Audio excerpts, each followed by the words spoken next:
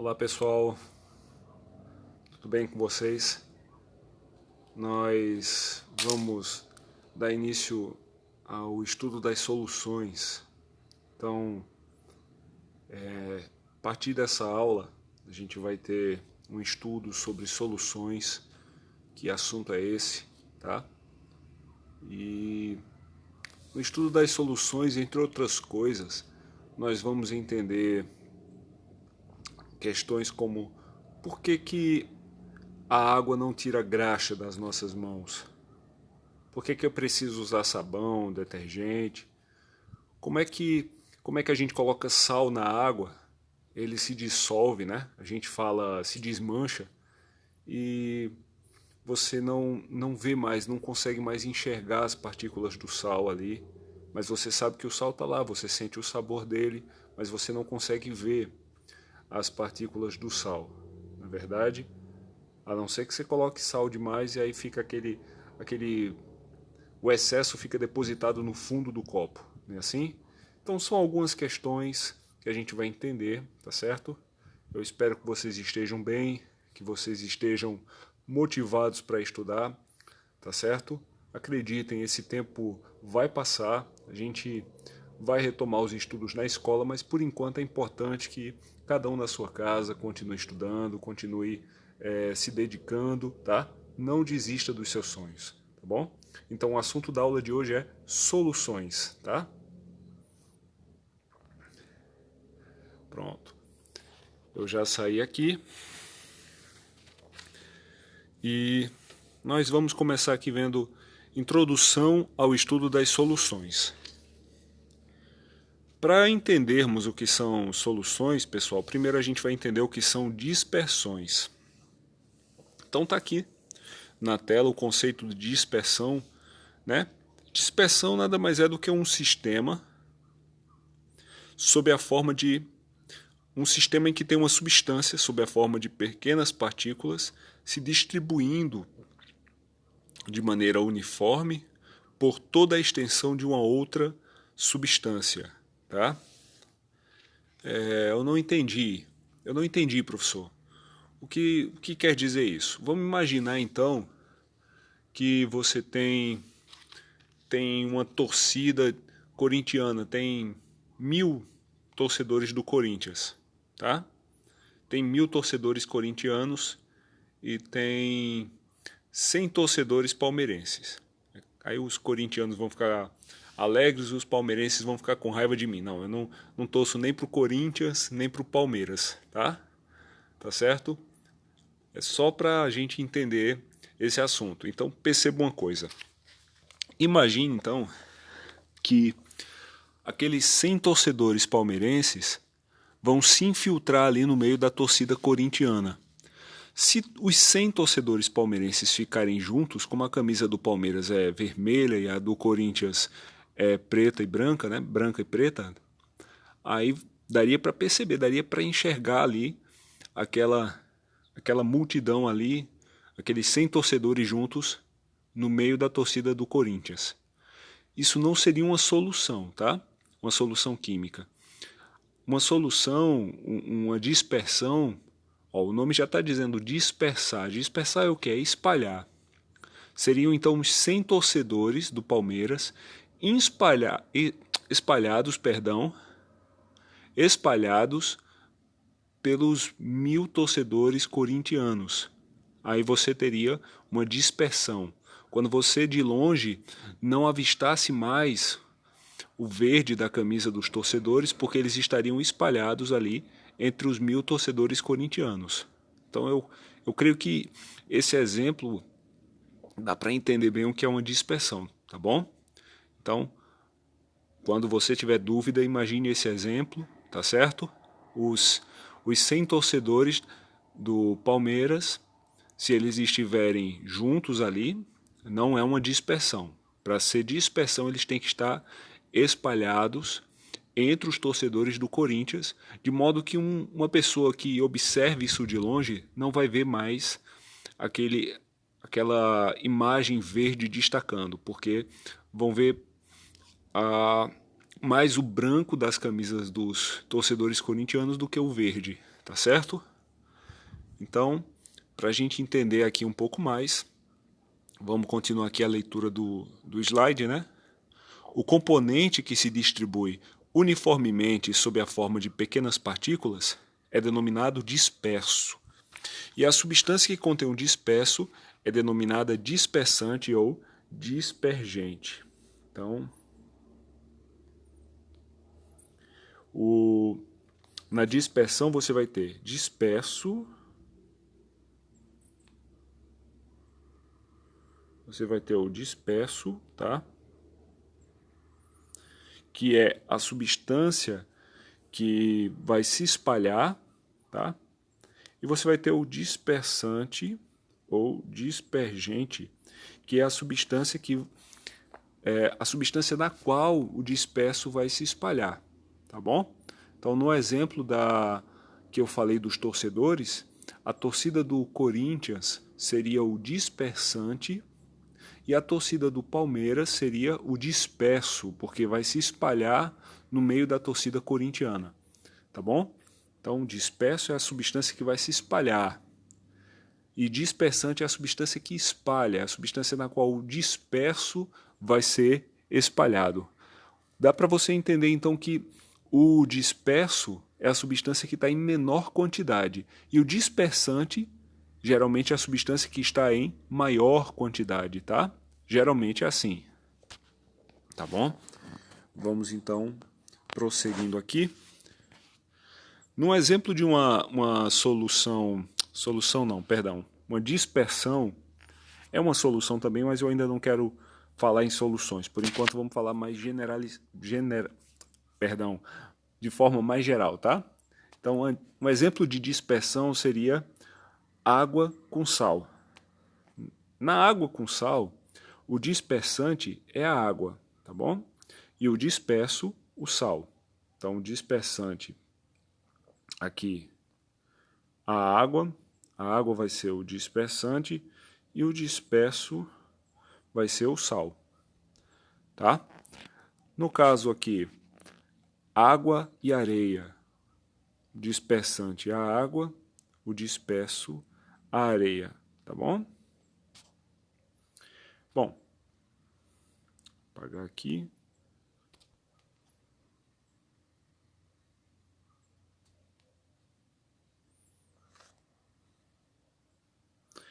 A diferença, né, entre as duas dispersões está no tamanho das partículas do disperso. Enquanto os grãos de areia podem ser vistos a olho nu, as partículas do sal ficam invisíveis. Baseado nisso, as dispersões podem ser classificadas em 3 tipos principais, que são soluções, dispersão coloidal e suspensões. Então, esses são os 3 tipos de dispersões que nós vamos estudar. Solução, dispersão coloidal ou coloide, também pode ser chamado assim, tá? Pode ser chamado de coloide, tá? E a suspensão. Para entender isso, a gente vai analisar as dispersões quando submetidas à ação de 3 fatores, tá? Quais são eles? A gravidade, a visibilidade e a ação de filtros. A ação da gravidade, a ação de um filtro e a visibilidade. A gente vai analisar primeiramente o seguinte: as partículas do disperso, elas se sedimentam com o tempo ou não? Aí a gente vai ter a seguinte questão: ela se sedimenta naturalmente ou ela se sedimenta na ação de uma centrífuga ou ainda de uma ultracentrífuga, que é uma centrífuga bem mais potente? Ou ela não se sedimenta, não sofre sedimentação, não decanta em nenhum momento, tá? Aí você pode perguntar assim: mas professor, o que é sedimentar, o que é decantação? Eu não estou entendendo. Olha, Para você entender isso, vamos analisar o seguinte exemplo. Imagine que choveu, você coletou a água da chuva num balde, e aí você deixa essa água ali descansando um tempo. A gente diz que ela está assentando, né? Assim, nossa avó, nosso avô, eles falavam assim, que a água está assentando. O que é assentar? Você vai olhar e vai ver uma terrinha. Vai ter uma terrinha, uma areia no fundo do balde. A gente diz que aquela areia, ela assentou. Onde é que aquela areia estava antes que eu não enxergava? Aquela areia, ela estava suspensa na água. Com o tempo, a ação da gravidade faz com que as partículas suspensas da areia, que estavam suspensas na água, com o tempo elas se sedimentam, elas decantam, elas assentam no fundo do balde, tá certo? E aí todas juntas ali a gente consegue enxergá-las, consegue ver. Então esse é um exemplo clássico assim, tá? Mas tem outras dispersões que não sofrem sedimentação com a ação da gravidade, normalmente, tá? Precisa provocar um pouco mais isso. E aí como é que você ajuda, né, entre aspas, dá uma ajudinha à gravidade? Usando uma centrífuga, tá? Uma centrífuga é um aparelho que gira muito rápido. Você coloca ali a dispersão em tubinhos de ensaio. Esses tubinhos de ensaio, então, são colocados nesse aparelho. O aparelho gira, faz aquele tubo de ensaio girar. E no que ele gira, o que está suspenso ali, o disperso, as partículas do disperso, então, elas são lançadas para o fundo do tubinho de ensaio e aí você faz com que a sedimentação aconteça, tá? Ela não aconteceria naturalmente, foi provocado isso por meio da centrifugação, tá certo? E há casos em que você precisa de uma ultracentrífuga, uma centrífuga ainda mais potente, tá certo? Outra coisa importante a gente analisar é se as partículas do disperso podem ser separadas da partícula do dispersante por meio de filtros. Então há casos em que o disperso dá para separar do dispersante por meio de um filtro. Em outros casos você precisa de um ultrafiltro, tá? Então é também uma coisa a gente analisar. E por fim, a visibilidade. Tem partículas como areia na água que a gente consegue visualizar a olho nu. Outras, como as partículas do sangue, do leite, a gente precisa de um microscópio. E ainda tem outros casos que a gente precisaria de um ultramicroscópio, um microscópio ainda mais potente, para enxergar. É o caso dos colóides, por exemplo, tá? Como gel, como aerossóis. A gente vai analisar isso também. Tá bom? Então, aqui na próxima tela, nós vamos ter a comparação das soluções, os colóides e as suspensões, tá bom? Quanto ao tamanho médio das partículas. Bom, as soluções, a gente percebe aqui que as partículas das soluções, elas têm menos de 1 nanômetro. Menos de 1 nanômetro, tá? 1 nanômetro, olha aqui embaixo. O que significa 1 nanômetro? 1 nanômetro significa 10 elevado a menos 9 metros. 10 elevado a menos 9 metros. 1 nanômetro. Seria 1 metro dividido por 1 bilhão. Imagine, você pegar 1 metro, 100 centímetros, tá? E dividir em 1 bilhão de partes. Aí você tem 1 nanômetro. Olha só, imagina isso. Você consegue imaginar qual seria o tamanho de 1 nanômetro? É impensável, né? A gente não consegue imaginar o tamanho que isso seria. Pois bem, é o tamanho das partículas das soluções. Das 3 dispersões que nós estamos estudando, as soluções são aquelas que têm as partículas menores. E por isso elas não são visíveis a olho nu, olha o próximo quadrinho, nem ao microscópio óptico. E qual é a característica das partículas das soluções? Elas são feitas de átomos, moléculas ou íons. Exemplo de uma solução: sal em água. O ar que a gente respira também é uma solução. O ouro, 18 quilates, a gente vai ver daqui a pouquinho. Um colóide. Um colóide, as partículas têm entre 1 e 1000 nanômetros. Elas também não são visíveis a olho nu. E elas são visíveis ao ultramicroscópio, tá bom? Para você visualizar as partículas coloidais, você precisaria de um ultramicroscópio. Qual a característica das partículas coloidais? São moléculas ou íons, grandes aglomerados de moléculas ou íons. Um exemplo de colóide, a gelatina em água, também o sorvete, a maionese, a neblina, o rubi, as espumas, são exemplos de colóides, tá certo? E suspensões. Suspensões, as partículas são as maiores dos três tipos de dispersão que nós estamos estudando. As suspensões são aquelas que têm as partículas maiores. As partículas têm mais de 1000 nanômetros e, por isso, elas são visíveis ao olho nu.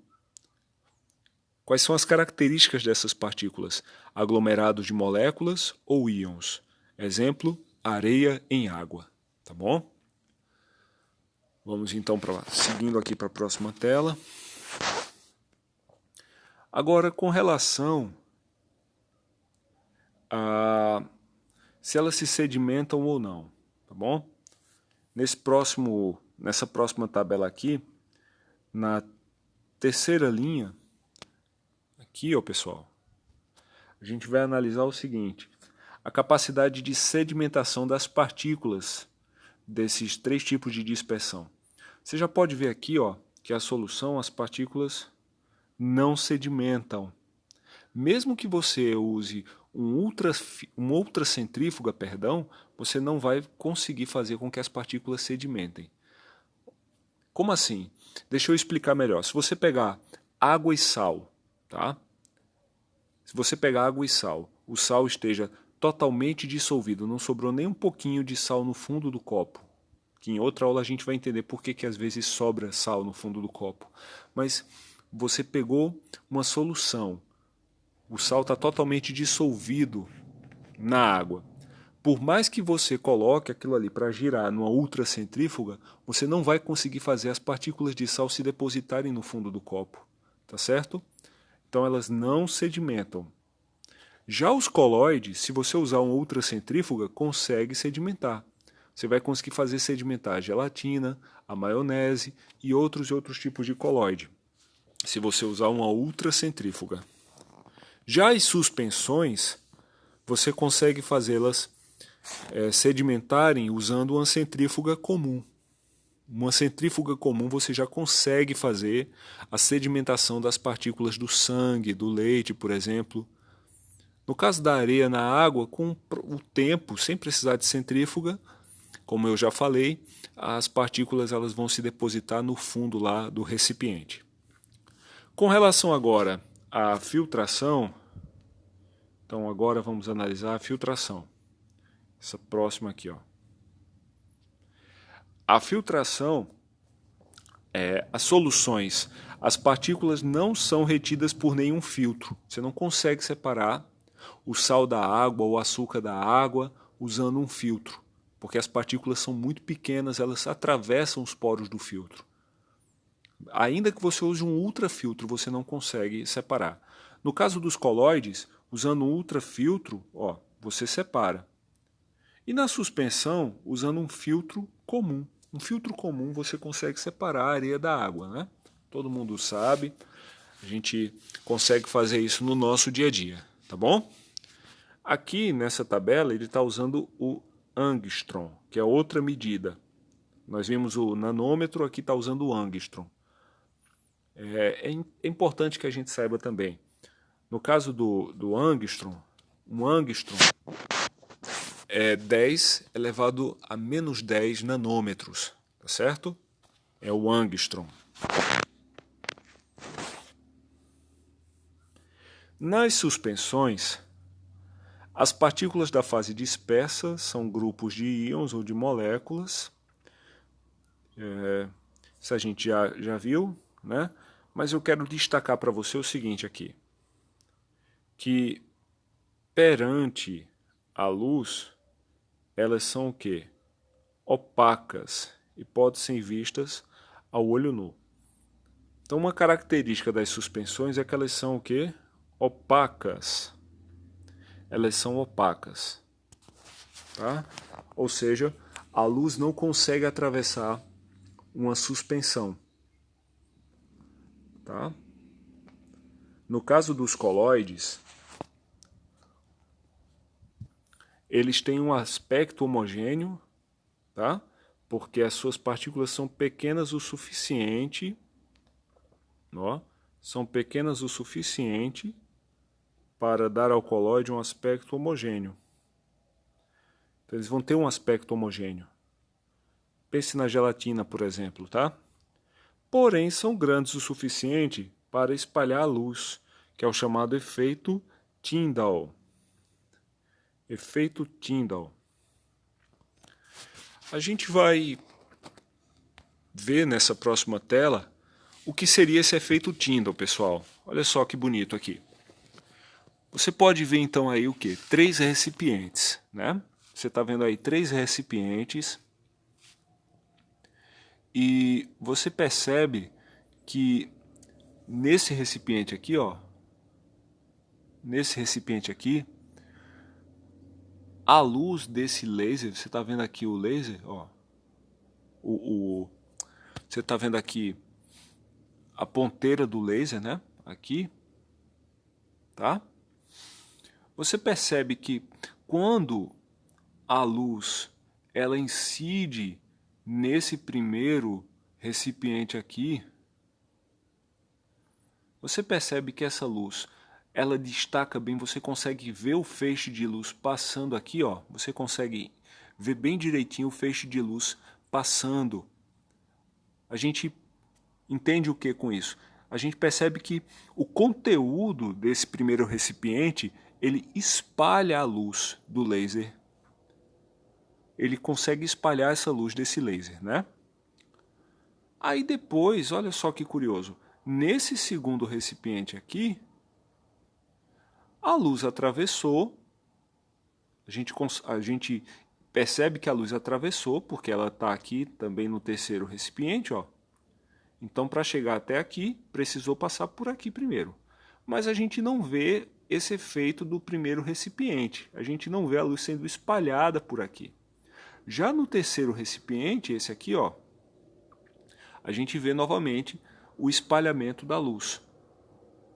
Bom, vamos entender o que está acontecendo. Esse espalhamento da luz é o tal do efeito Tyndall. Esse espalhamento da luz é o tal do efeito Tyndall. Ele aconteceu no primeiro recipiente e aconteceu no terceiro recipiente. Mas no segundo recipiente,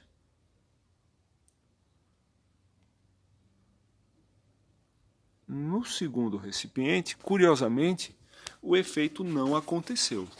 Bom, vamos à explicação. Os conteúdos do primeiro e do terceiro recipiente são coloides. Já o conteúdo do segundo recipiente é uma solução. Bom, os coloides, eles têm essa característica de espalhar a luz. Quando um feixe de luz incide, né, atravessa um coloide, ele espalha essa luz, provocando esse efeito Tyndall. A gente consegue ver o feixe de luz dentro dele. Já as soluções, elas são transparentes, elas permitem a passagem da luz, diferente das suspensões, que a gente já falou, mas elas não têm o efeito Tyndall. Você não consegue perceber esse feixe de luz atravessando ela. Você vê que ele atravessa, tá? Veja que a luz chegou no terceiro recipiente, ela não impediu a passagem da luz, o conteúdo do segundo recipiente, mas não teve o espalhamento, tá bom? Então, isso é uma maneira bem prática da gente diferenciar um coloide de uma solução, tá bom? Esse próximo Esse próximo slide também vai mostrar isso. Ó. Perceba aí também o efeito Tyndall nesse recipiente aí. Então, o conteúdo desse recipiente também é o quê? Um coloide, tá bom? Agora a gente vai focar mais nas soluções. O nosso foco maior vai ser nas soluções. Voltaremos a falar em coloides num futuro próximo, mas por hora o nosso enfoque vai ser em soluções. A gente já sabe que as soluções, as partículas têm menos de 1 nanômetro, tá bom? A gente já sabe que nanômetro equivale a 10 elevado a menos 9 metros. A gente também já sabe que as soluções, as partículas do disperso, não são visíveis nem com ultramicroscópio e também que elas não se sedimentam nem com a ultracentrífuga. Então é bom que você guarde essas informações, tá bom? Para que você consiga lembrar bem a diferença entre um coloide, uma suspensão e uma solução. Aqui nós temos alguns exemplos de soluções. Água do mar, água da torneira, álcool 70, esse álcool que a gente está usando muito aí nessa pandemia, né? E o ouro 18 quilates. Alguém pode achar estranho, porque quando a gente pensa em soluções, geralmente a gente pensa em misturas líquidas. Mas existem soluções também o quê? Sólidas. Existem soluções sólidas, como o ouro 18 quilates. E o ouro 18 quilates, ele é uma mistura de quê? Ele é uma mistura de ouro, prata e cobre. Além de ouro, também vai ter prata e cobre na mistura, tá certo? Você pega uma joia de ouro, uma aliança, por exemplo, você olha e você jura que só tem ouro ali. Você vê o dourado do ouro e tal, mas além do ouro também tem prata e cobre misturados. A gente não consegue ver a prata e o cobre, mas eles estão misturados com o ouro, estão dispersos no ouro, tá bom? E também o ar que a gente respira. Acho que com esses exemplos já deu para notar que as soluções são misturas o quê? Misturas homogêneas, tá bom? Então eu vou colocar aqui, ó. Soluções são misturas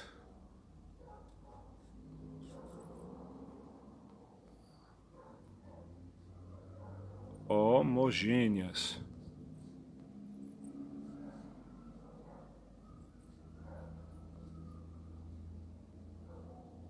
São misturas homogêneas. Tá parecendo letra de menino de primário. Não é nada não. Eu ainda vou comprar uma canetinha e tal que vai melhorar isso aqui, tá bom? É tudo um aprendizado. Bom, nas soluções, o disperso é chamado de soluto e o dispersante é chamado de solvente. Então, quando a gente falar em soluções, o disperso vai ser o soluto e o dispersante vai ser o solvente.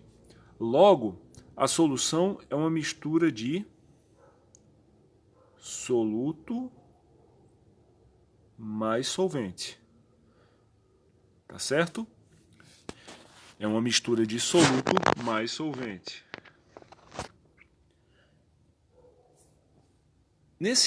Nessa primeira aula de soluções é importante a gente revisar alguns conceitos que vai nos auxiliar a entender como é que uma substância se dissolve em outra e quando é que ela não se dissolve. E esse conceito que a gente precisa revisar é o conceito de polaridade. Polaridade e solubilidade. E aí eu vou deixar uma pergunta, aquela pergunta que eu fiz no começo desse vídeo. Por que não dá para tirar graxa das mãos usando apenas água? Por quê? Você já tentou tirar graxa da sua mão só com água? Não dá, né? A gente não consegue. Também não dá para lavar o prato só com água. O prato fica todo encebado, fica a gordura ali. Aí a gente precisa de um sabão, de um detergente. E a pergunta que se faz é por quê? Por que a água não tira a graxa, não tira a gordura? Vamos entender? Ó, Preste atenção nisso aqui, ó. Isso é uma regrinha, ela não é 100% infalível, ela tem suas exceções, né? O pessoal até brinca, toda regra tem sua exceção. Essa ideia aqui é a seguinte: salvo algumas exceções, semelhante dissolve semelhante. Ó, isso vai ajudar você bastante nessas aulas e também no futuro, na parte de química orgânica.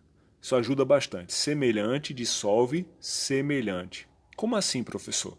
Veja, quando você tem um solvente polar, ele dissolve um soluto. Perdão, pessoal, aqui deveria ser, a palavra aqui seria soluto. Soluto, tá?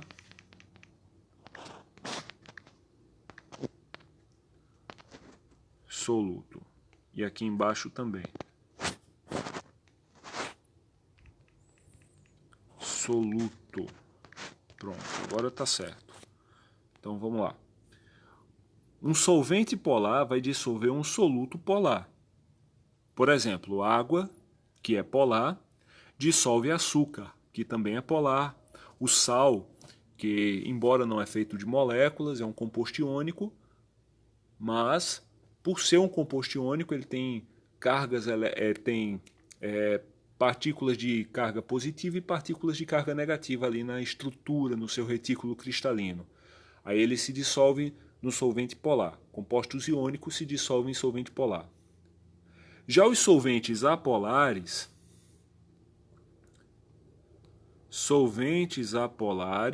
dissolvem solutos apolares. O éter, por exemplo, é um solvente apolar. O éter, ele é capaz de dissolver solutos apolares, como a graxa, por exemplo. A gasolina, que é um solvente apolar, dissolve isopor, que também é apolar, dissolve graxa, dissolve querosene, tá certo? Então, veja aqui embaixo, eu coloquei para vocês, ó, a graxa é apolar, a água é polar. Aí a gente já entende, né? Água não vai dissolver graxa. Mas o que é polar, professor? O que é polar? Vamos relembrar o que é polar. Polar já está dizendo, tem polos. Polar quer dizer que vai ter um polo positivo e um polo negativo. Tá bom? Vai ter um polo positivo e um polo negativo. Tá? Então, se eu pegar, por exemplo, a molécula do HCl, ácido clorídrico, aqui, o hidrogênio, ele vai ser meu polo positivo. Já já a gente vai entender isso. E eu vou representar pela letra delta minúscula e um sinal de mais. Já o cloro aqui, ele atrai os elétrons dessa ligação aqui para ele e vai ser representado por delta menos. Aí a gente diz o quê? A gente diz que o cloro é o polo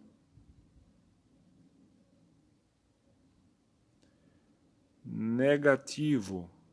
Olha a letra melhorando. Nem tanto. Fui falar. É o polo negativo. Tá? Já o hidrogênio é o polo o quê? Positivo.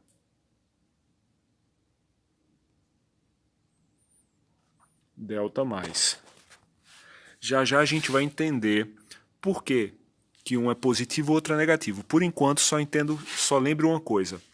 Compostos polares, eles vão ter na sua estrutura uma região com alta densidade eletrônica, uma região com tendência de atrair elétrons, que é chamada de polo negativo, representado por delta menos, um delta minúsculo, e uma região com baixa densidade eletrônica, representada por delta mais, que é o polo positivo. No caso dessa estrutura aqui, representado pela fórmula H-Cl, o tracinho é a ligação simples, o compartilhamento de um par de elétrons, o H vai ser o polo positivo e o Cl vai ser o polo negativo. Beleza?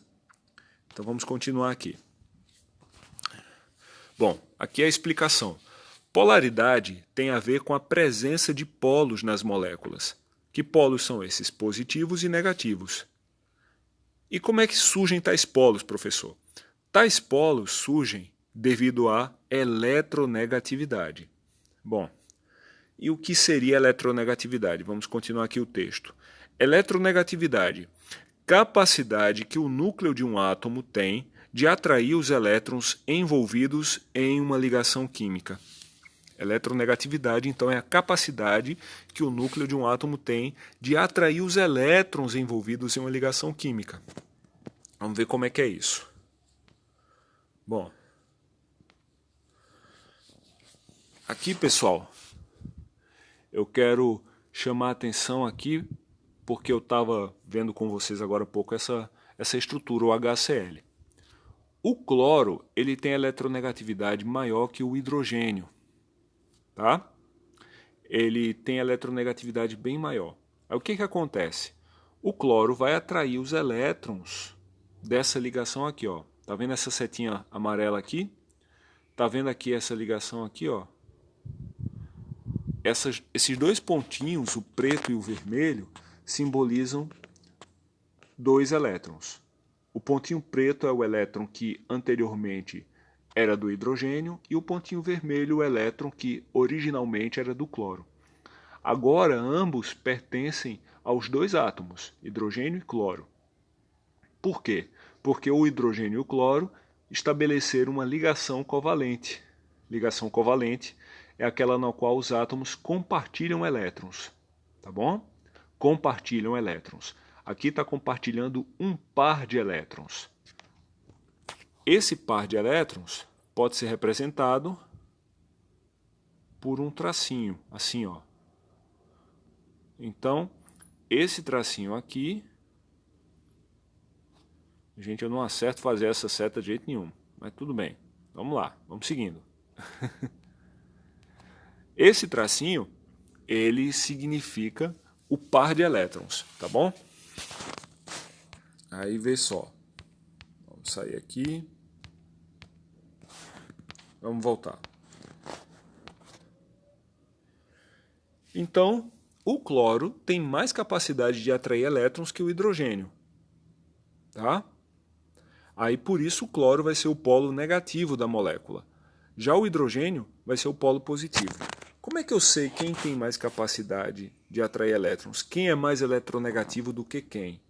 Bom, é importante, se você puder, aprofundar isso aí fazendo um estudo, vendo videoaulas, tá bom? Porque se eu for explicar muito,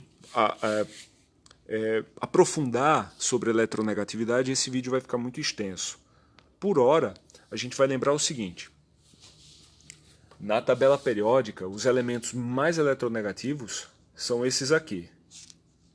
O flúor, o oxigênio, o nitrogênio, o cloro, o bromo, o iodo, enxofre, carbono, fósforo e hidrogênio.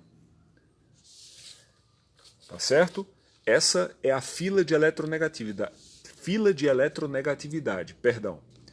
Esses elementos aparecem tanto, mas tanto nos exercícios, que é bom que vocês aprendam eles.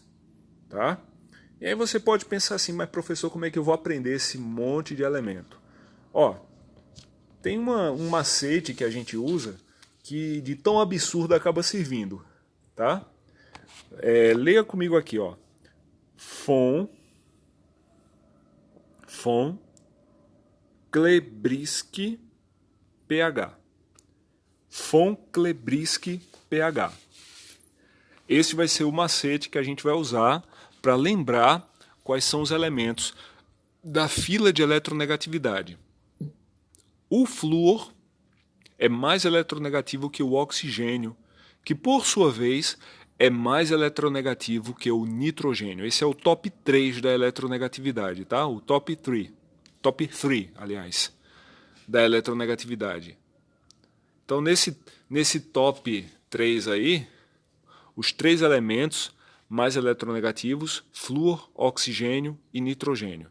Seguido, então, do cloro, do bromo e do iodo, do enxofre, do carbono, do fósforo e do hidrogênio. Se você tiver uma ligação flúor com oxigênio, o flúor atrai mais os elétrons da ligação do que o oxigênio.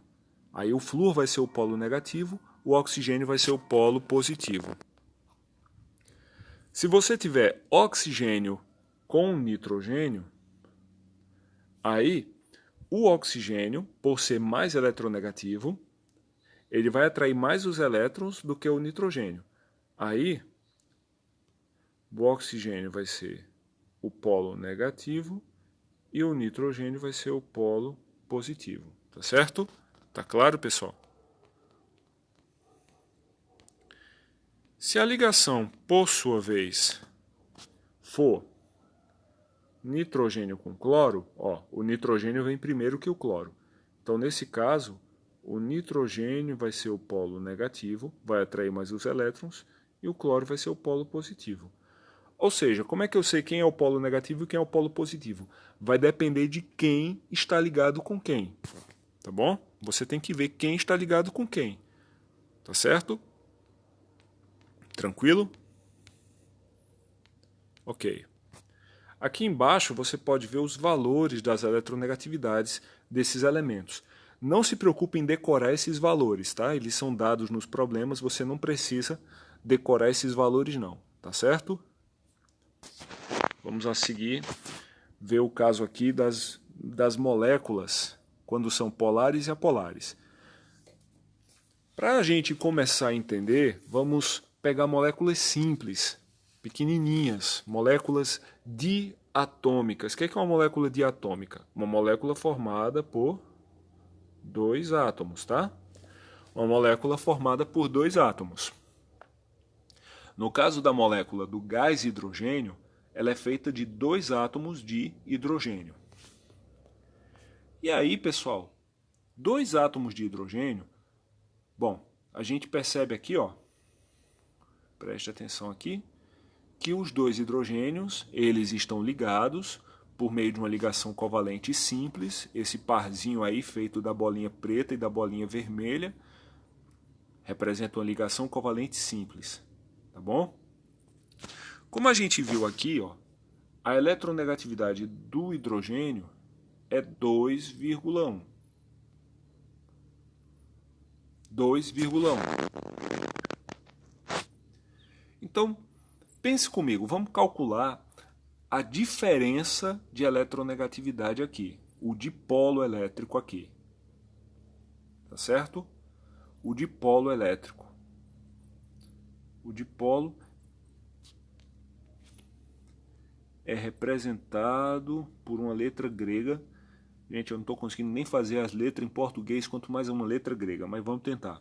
Essa letra que eu fiz aqui é a letra Mi, tá?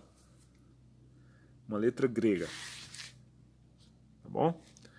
Aí, qual era a eletronegatividade do hidrogênio? 2,1. Então, esse hidrogênio aqui, a eletronegatividade dele é 2,1. Esse hidrogênio aqui também é 2,1. Então, qual vai ser a diferença aqui? A diferença é uma conta de menos. Não é isso? 2,1 menos 2,1. Quanto dá isso? 0. Toda vez que o resultado dessa conta é 0, a molécula é chamada de apolar. Então aqui nós temos uma molécula apolar, tá bom? Não tem polos aqui, não tem diferença. Na verdade, toda molécula diatômica feita de átomos iguais, ou seja, átomos de um mesmo elemento, é apolar. Tá bom? A gente pode generalizar aí. Na próxima tela, a gente tem hidrogênio e cloro. A eletronegatividade do hidrogênio, a gente acabou de ver, é 2,1. Olha como saiu legal agora. Mas e a do cloro? Quanto será a do cloro? Vamos ver? A do cloro, o cloro é o quarto elemento, então vai ser quanto? Vai ser 3. 3.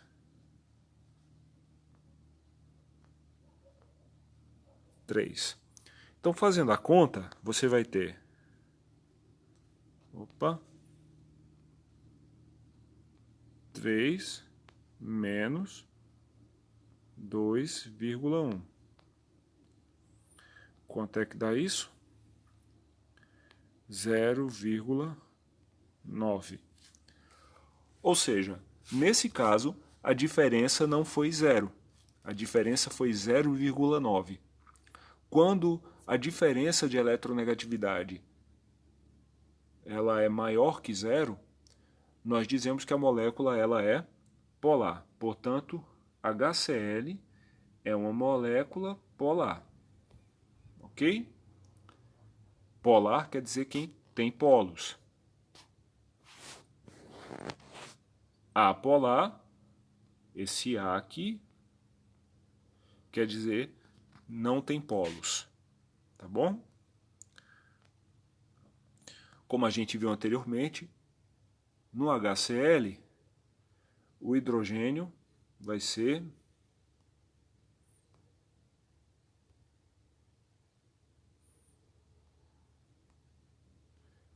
o polo Q positivo. E o Cl vai ser,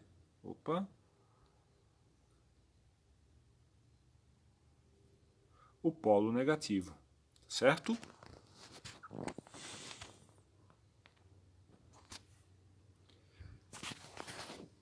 Ok. Aqui eu coloquei essa tela para a gente revisar um pouquinho da distribuição eletrônica e da ligação. Por que o cloro faz uma ligação e o hidrogênio também faz uma? Isso é importante que depois você veja uma videoaula sobre isso, tá? Opa. Cadê? Aqui. O hidrogênio, ele tem um elétron na sua eletrosfera. Distribuindo aqui, ó, ele fica 1s1. Como ele só tem a camada 1, que é a camada K, e ela está com um elétron, posso colocar assim, ó, K1. Esse 1 aqui é esse pontinho aqui que você está vendo, tá bom? Já o cloro, ele tem 17 elétrons. E aí fica 1s2, 2s2, 2p6, 3s2 e 3p5. Fica então, ó, K2, L8, M7. K2, L8, M7.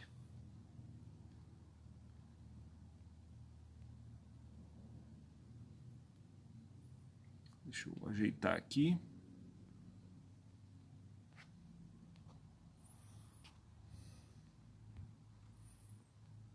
K2L8M7. Quem termina com 7 na última camada quer ganhar mais um elétron para completar 8. Pela regra do octeto, pela teoria do octeto, né? Por isso, justifica o quê? O fato do cloro fazer uma ligação. O hidrogênio é um elemento à parte. Embora ele termine com 1, e pela regra do octeto, quem termina com 1 tem a tendência de perder elétrons, mas ele quer completar seu octeto para ficar com 2 elétrons, e assim ter a configuração de um gás nobre chamado hélio, que tem 2 elétrons na camada K. Portanto, o hidrogênio é um elemento que, apesar de terminar com 1, ele quer ganhar e não perder. Então tenha cuidado, tá certo? Agora, e no caso das moléculas triatômicas? Moléculas triatômicas são moléculas que têm 3 átomos. Só voltando aqui um instantinho aqui. Então a gente viu, quando a molécula é feita de 2 átomos e os 2 átomos são do mesmo elemento, o que a molécula é? Apolar. Se a molécula é diatômica e é feita de átomos de elementos diferentes, então ela é o quê? Polar. Ela tem polos, um positivo e um negativo.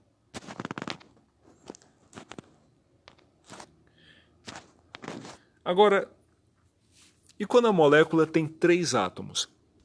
Aí vai depender da geometria dela, a geometria da molécula. Vamos analisar aqui o caso do CO2. O CO2, dióxido de carbono, o gás carbônico, a geometria dele é linear. Veja que tem um ângulo de 180 graus aqui. As 2 bolinhas cinzas são os 2 oxigênios, aqui e aqui, tá? São os 2 oxigênios. A bolinha vermelha é o carbono,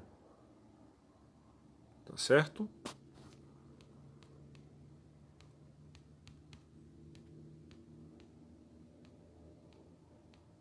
É o carbono. Deixa eu só apagar aqui.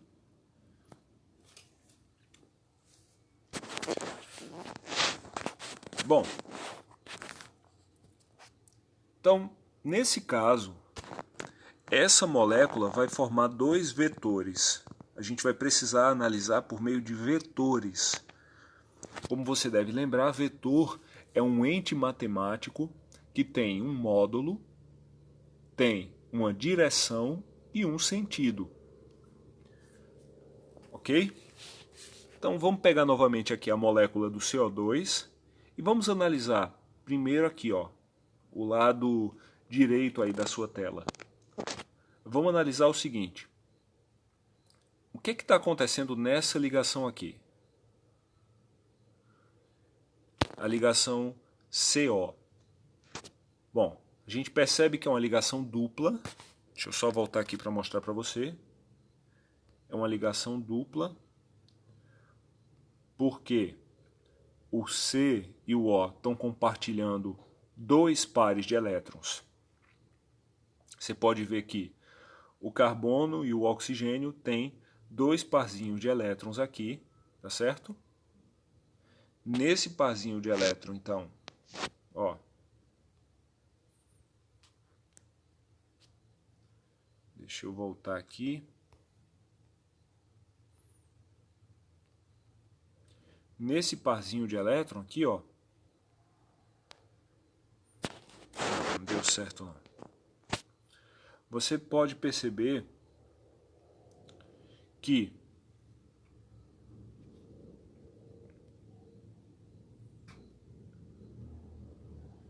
você tem uma bolinha vermelha e uma bolinha preta. Aqui é um par de elétrons. E aqui é outro par de elétrons. Então, 2 pares de elétrons formam, então, o que a gente chama de ligação dupla. Certo? Ligação dupla. Tá?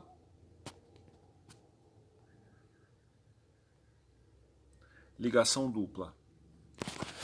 Nessa ligação dupla, ela está sendo feita carbono com oxigênio. Esses valores aí, 2,5 para o carbono e 3,5 para o oxigênio, nada mais é do que os valores das eletronegatividades.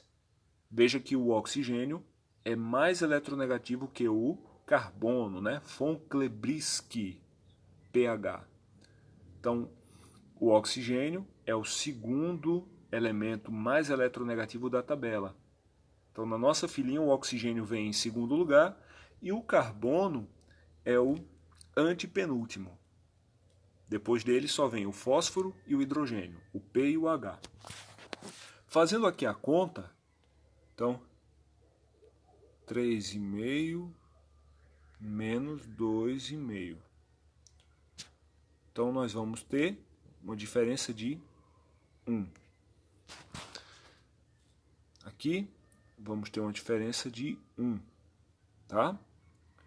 Bom, observa que a setinha, ela está indo do carbono para o oxigênio. Aqui varia de autor, depende dos autores dos livros. Alguns colocam do oxigênio para o carbono, outros do carbono para o oxigênio. Eu vou adotar esse sentido aqui, que vai do elemento mais do polo positivo para o polo negativo, tá bom? Eu vou adotar esse sentido aqui. Mas tem autores que adotam o sentido inverso. Bom, perceba que então o oxigênio é o mais eletronegativo, portanto é o polo negativo, delta menos, tá? Delta menos. E o carbono é o polo positivo da ligação, delta mais. Aí, o vetor, ele tem sentido do carbono para o oxigênio. Ele vai do carbono para o oxigênio, ele aponta para o oxigênio. E a direção é horizontal porque a molécula é linear. Tá certo? Entendido? Do outro lado,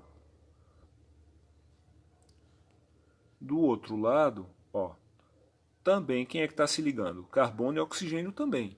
São os mesmos elementos que estão se ligando, carbono e oxigênio. Obviamente, essa conta aqui, 3,5 menos 2,5, também vai dar 1. A setinha também vai do carbono para o oxigênio, aponta para o polo negativo, e também tem direção horizontal, porque a molécula é linear. Tá certo? Aí, o que é que vai acontecer então? Vamos calcular o que nós chamamos de vetor resultante.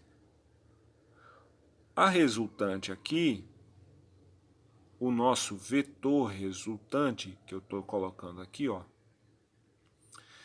ele vai ser igual a 0. Mas por quê, professor?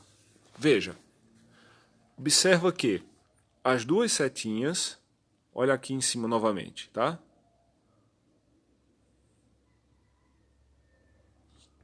As duas setinhas, elas se anulam. Os dois vetores se anulam. Por quê? Porque eles têm sentidos opostos. Eles têm mesma direção, mesmo módulo, porém sentidos opostos.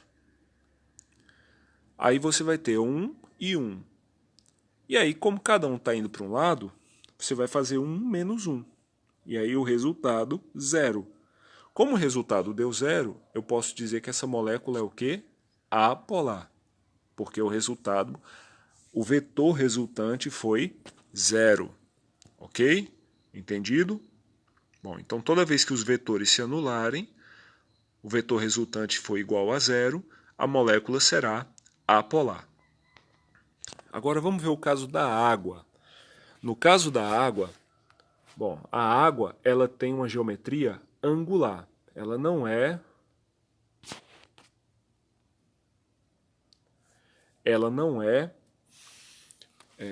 linear como o CO2. Embora também tenha 3 átomos, também seja uma molécula triatômica, porém a geometria é angular. Aqui vai ter um ângulo. Esse ângulo vai ter em torno de 105 graus.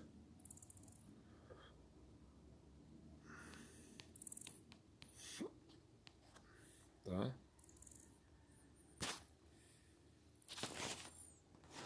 Um ângulo de 105 graus, certo?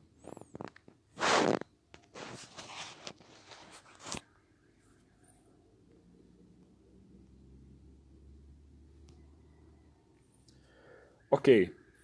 E tem tudo a ver com esses pontinhos vermelhos em cima do oxigênio. Já já eu vou te explicar o que eles são, tá? Bom, o oxigênio vai ser o polo negativo da molécula. Você pode ver aqui, ó, o polo negativo. E os hidrogênios, os polos positivos, delta mais.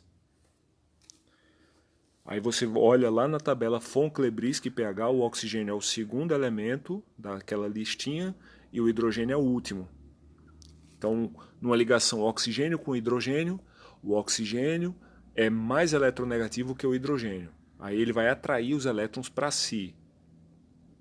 E aí, por isso, ele fica sendo o polo negativo dessa molécula. Aqui nesse próximo desenho, você tem então o quê?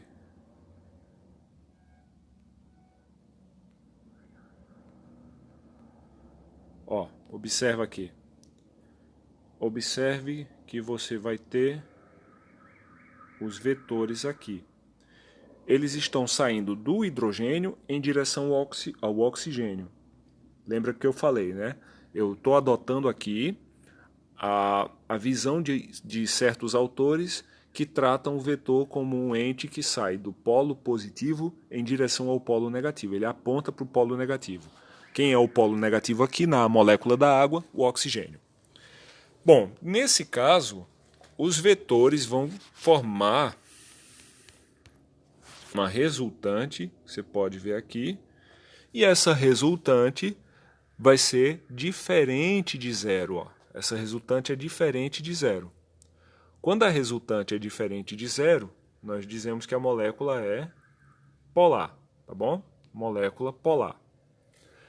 Bom, então até aqui a gente já viu que as moléculas podem ser polares ou apolares. Quando a molécula é feita de 3 átomos, nós temos que analisar os vetores.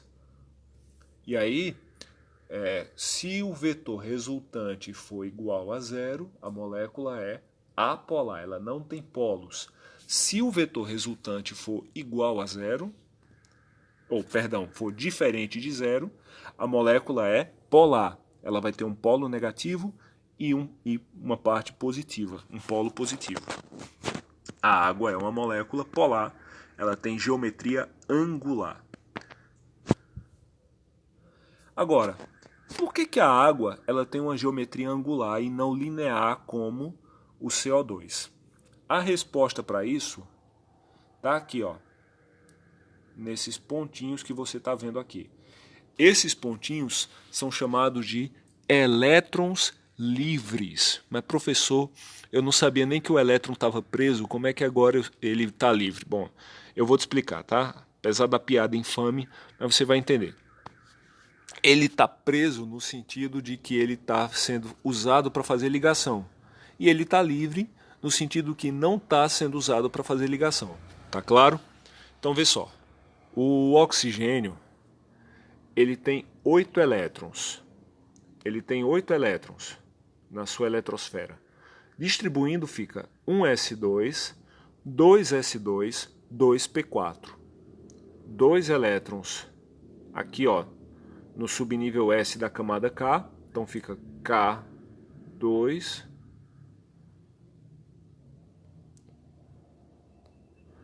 2 elétrons no subnível S da camada L e 6 elétrons no subnível P da camada L. Então a camada L, ela está com 6 elétrons, não, perdão, e 4 elétrons no subnível P da camada L. Logo, a camada L está com quantos elétrons? Com 6. A camada L, então, vai ser a última camada. A última camada é chamada de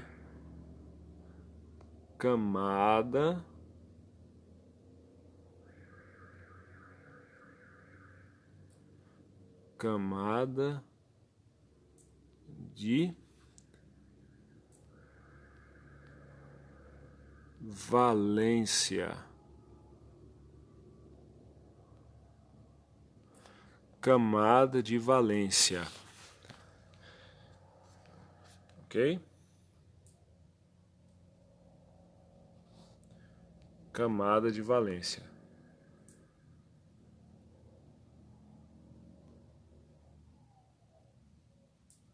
Mas, professor, o que é a camada de valência? A camada de valência é aquela camada que o átomo usa para fazer ligação. São os elétrons que vão ser usados para fazer ligação. Então, toda vez que eu falar em ligação, você vai entender o seguinte: a ligação vai ser feita com os elétrons da última camada da eletrosfera do átomo. Aí, valência é a capacidade de fazer ligação. Como a última camada é a camada que contém os elétrons que vão se ligar, então a gente chama ela de camada de valência, beleza? Ok?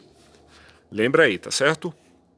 Aí, o oxigênio, a camada de valência é a camada L, que está com 6 elétrons. Bom, mas desses 6 elétrons, o oxigênio só vai usar 2, que estão sendo representados por essa setinha e essa. Tá?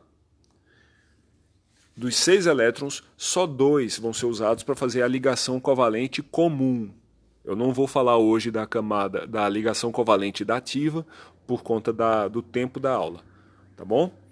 Fica para uma outra aula, tá? Aí o que acontece? Veja, o oxigênio termina com 6. Pela teoria do octeto, quem termina com 6 quer ganhar mais 2. Portanto, o oxigênio é um elemento bivalente, ele quer ganhar mais 2 para fazer a ligação, e aí ficar com 8 na sua camada de valência e ter a configuração eletrônica de um gás nobre. Nesse caso, foi representado aqui, ó, você pode ver, os 6 elétrons do oxigênio pelas 6 bolinhas vermelhas em torno da letra O. Percebe? Aí, dessas 6 bolinhas vermelhas, 2 estão formando pares com bolinhas pretas, que são dos hidrogênios. Aqui é uma ligação e aqui é outra ligação. Tá certo? Tranquilo? Aí o oxigênio está então fazendo 2 ligações, as 2 ligações que ele tem direito, e veja que sobraram, melhor dizendo, 6 elétrons, 2 aqui e 2 aqui. A cada 2 elétrons livres, ou seja, 2 elétrons que não estão sendo usados para fazer ligação, nós chamamos então de par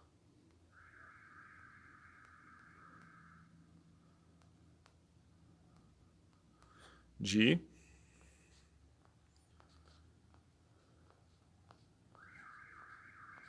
elétrons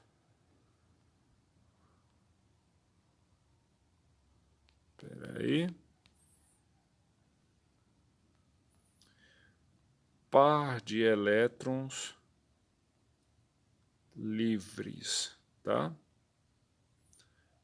Par de elétrons livres, não vai dar aqui. Bom.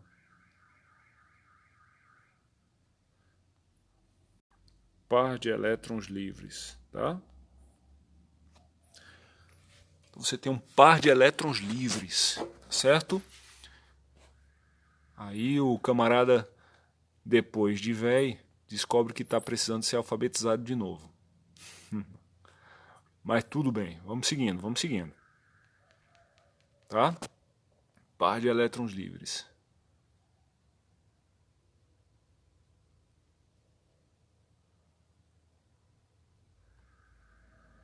Ok, deixa eu só apagar aqui.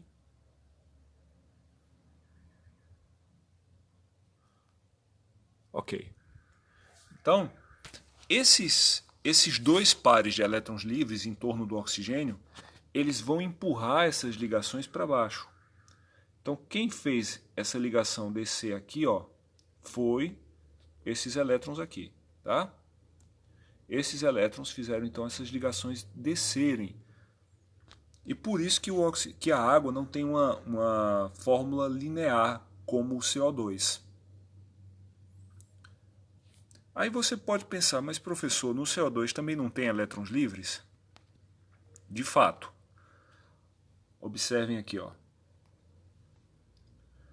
O CO2 tem elétrons livres. Porém, esses elétrons livres não estão no carbono, que é o átomo central. Eles estão nos átomos ligantes. Átomos ligantes são os átomos ligados ao átomo central. Quem é o átomo central? O átomo do meio da molécula. É o carbono. Veja que os 4 elétrons do carbono estão sendo usados nas ligações. Não sobrou nenhum elétron ao redor do carbono. Não tem nenhuma bolinha sem ser usada na ligação. Então o carbono não tem elétrons livres. Os elétrons livres que aparecem estão nos oxigênios, ou seja, nos átomos ligantes, tá certo? Vamos voltar para lá, para aquela baguncinha aqui. Ok? Então agora vamos seguindo. Tem um macete para a gente entender polaridade. Esse macete diz o seguinte: se a quantidade de nuvens eletrônicas ao redor do átomo central for igual à quantidade de átomos iguais ligados ao átomo central, a molécula é apolar. E se essa quantidade de nuvens eletrônicas ao redor do átomo central for diferente da quantidade de átomos iguais ligados ao átomo central, a molécula será polar. Ok? Aí você pergunta assim, mas professor, o que é uma nuvem eletrônica? Bom, uma nuvem eletrônica pode ser uma ligação simples. Ligação simples é aquela representada por um tracinho. Por exemplo, na fórmula do HH. Ó, o tracinho no meio dos dois hidrogênios é uma ligação simples. Na verdade, ele simboliza o quê? Que tem dois elétrons, né? Geralmente a gente representa um elétron por uma bolinha e outro por um xizinho. Então isso é uma ligação simples, é uma nuvem eletrônica. A ligação dupla, ela é simbolizada por dois tracinhos. Isso não é um sinal de igual, tá? Na química, isso aí simboliza uma ligação dupla. É quando dois átomos estão compartilhando dois pares de elétrons. Por exemplo, na molécula do CO2, você tem uma ligação dupla para o lado direito e uma ligação dupla para o lado esquerdo, ambas feitas de carbono e oxigênio.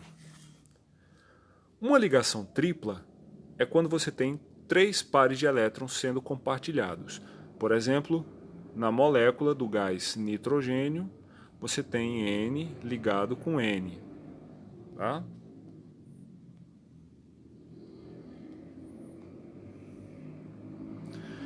Então, os dois nitrogênios estão compartilhando três pares de elétrons. É uma ligação tripla. Embora sejam três pares de elétrons, você vai contar como uma nuvem. É isso que confunde muita gente, confunde muito aluno. Porque o aluno vê a ligação tripla e pensa que são três nuvens, que cada tracinho desse aí é uma nuvem. Mas na verdade não. Na verdade, os três juntos representam uma nuvem. Então aqui você vai contar como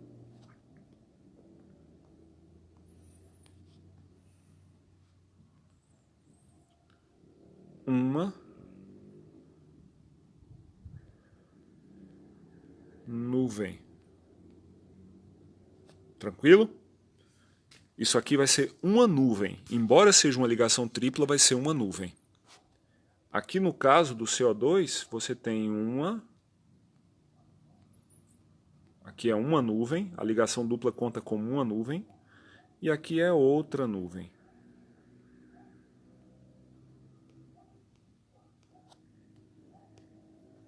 Tá?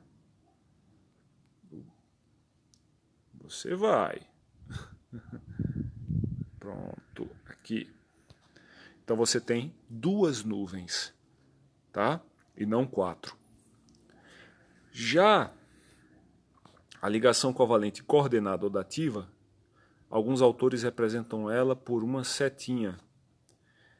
Ela ocorre quando os elétrons que estão sendo compartilhados, eles originalmente pertenciam ao mesmo átomo. Tá certo? Em outras aulas eu vou voltar a falar sobre isso. Se você também tiver um par de elétrons livres, também vai contar como uma nuvem. Tá? Então vamos entender, vamos revisar. O que pode ser uma nuvem eletrônica? Uma nuvem eletrônica pode ser uma ligação covalente simples, que é esse tracinho aí. Uma ligação dupla é uma nuvem, conta como uma nuvem. Uma ligação tripla também conta como uma nuvem. E uma ligação covalente coordenada ou dativa, que é quando um átomo compartilha dois de seus elétrons com outro átomo, também conta como uma nuvem. E, finalmente, um par de elétrons livres também conta como uma nuvem. Beleza? Bom, sendo assim, vamos analisar aqui novamente a molécula do CO2, agora por essa perspectiva desse macete que eu falei para vocês. Nesse caso, quem é o átomo central? O átomo central, a gente já viu, é o carbono. Quantas nuvens eletrônicas tem ao redor do carbono? Bom, o desenho aqui pode confundir você, então deixa eu destacar melhor.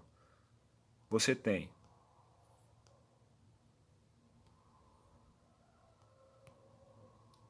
aqui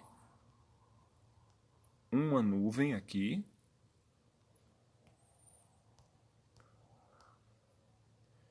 e outra nuvem aqui. Então você tem duas nuvens em torno do átomo central. Átomo central vai ser AC, tá bom? Agora, próxima pergunta. Quantos ligantes iguais, quantos átomos iguais, ou seja, do mesmo elemento, estão ligados ao átomo central, que é o carbono? Você tem oxigênio e oxigênio. Você tem dois ligantes iguais em torno do átomo central. Aí veja, você tem duas nuvens e dois ligantes, 2 igual a 2. Bom, como o número bateu, o número de nuvens é igual ao número de ligantes iguais, a gente classifica a molécula como apolar, não tem polos, ok? Vamos ver aqui o exemplo da água. No caso da água, você tem uma, duas, três, quatro nuvens. Como assim, professor? Cada par de elétrons livres é uma nuvem. Isso aqui é um par de elétrons livres.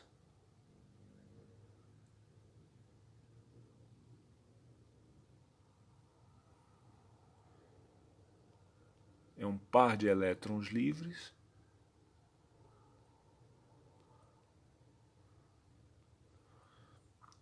E isso aqui é outro par de elétrons livres. Tá?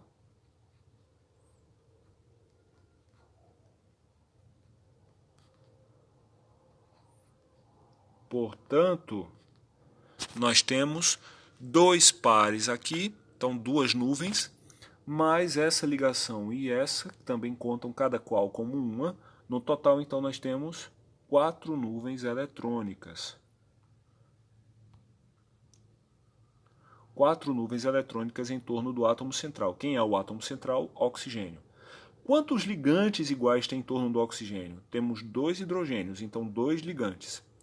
Como o número não bateu, né? 4 é diferente de 2, o número não bateu, a molécula então é classificada como polar, tá certo? Agora, vamos entender uma molécula maior, uma molécula com 4 átomos. Nesse caso aqui nós temos a amônia, NH3. Quem é o átomo central? O átomo central vai ser o nitrogênio, o N. Vamos contar quantas nuvens tem em torno do nitrogênio. Eu estou vendo que ele tem aqui uma ligação, aqui outra e aqui outra. 3 ligações, né? Três ligações simples. Aqui não é uma ligação tripla. Cuidado, ligação tripla é quando um átomo se liga 3 vezes com outro átomo. Tá bom? Na molécula de N2, você tem uma ligação tripla. Aqui não. Aqui é uma ligação simples, aqui é outra e aqui é outra. 3 ligações simples. Portanto, são 3 nuvens diferentes. Com mais essa aqui de cima, perdão.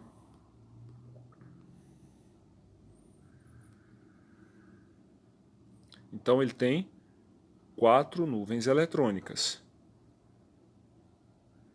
Agora, quantos ligantes iguais tem em torno do nitrogênio? 3 ligantes iguais. Opa, então ele tem 4 nuvens e 3 ligantes iguais. O número não bateu, portanto a molécula é o quê? Polar, tá bom? E aqui uma pergunta, por que o átomo de nitrogênio na amônia tem elétrons livres? Gente, se formos na tabela periódica, nós vamos ver que o nitrogênio tem 7 elétrons na eletrosfera. Tem 7 prótons e 7 elétrons. Vamos distribuir aqui, né? Então, é bom que você revise depois como faz a distribuição eletrônica, tá? O diagrama de Pauling. 1s2, 2s2, 2p3, ok? Porque só vai até 7. Aqui, tudo que tem um na frente faz parte da camada K, que está com 2 elétrons aqui. Já isso aqui, ó, esses dois subníveis fazem parte da mesma camada, que é a camada L, que nesse caso está com 5. Opa, quem termina com 5, pela teoria do octeto, quer ganhar 3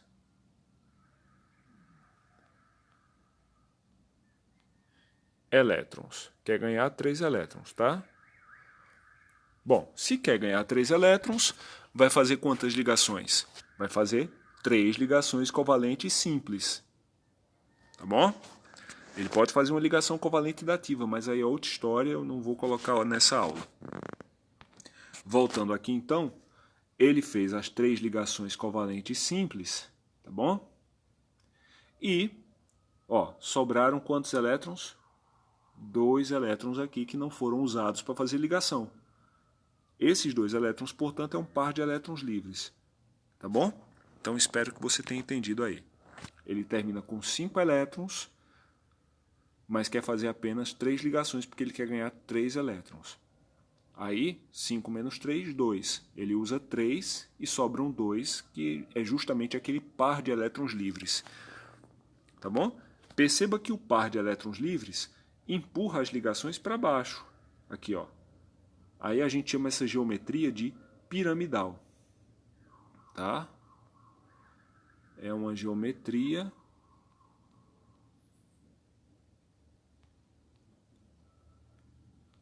piramidal.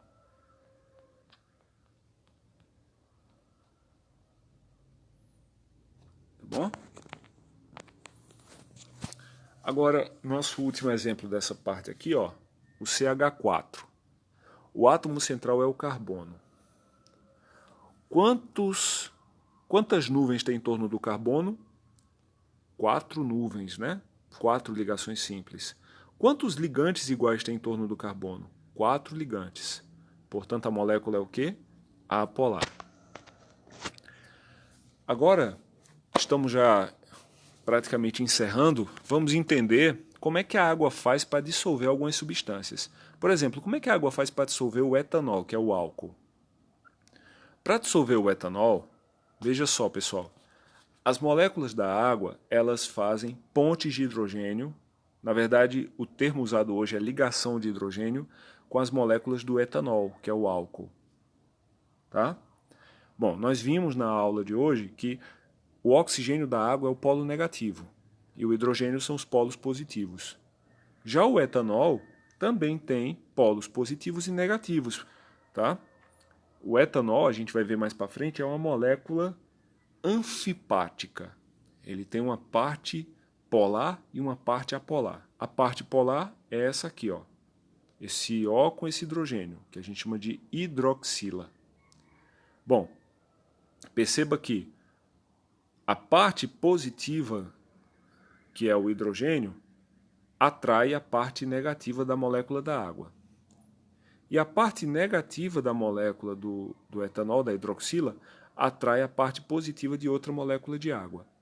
Assim, as moléculas de água interagem com as moléculas de etanol, fazendo com que o etanol se espalhe, se disperse pela água, formando então uma dispersão e, por conta do tamanho das partículas do disperso, essa dispersão é chamada de solução, tá bom?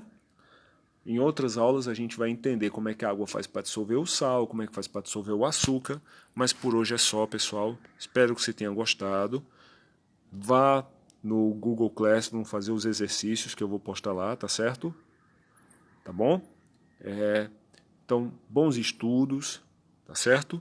Um abraço e até a próxima.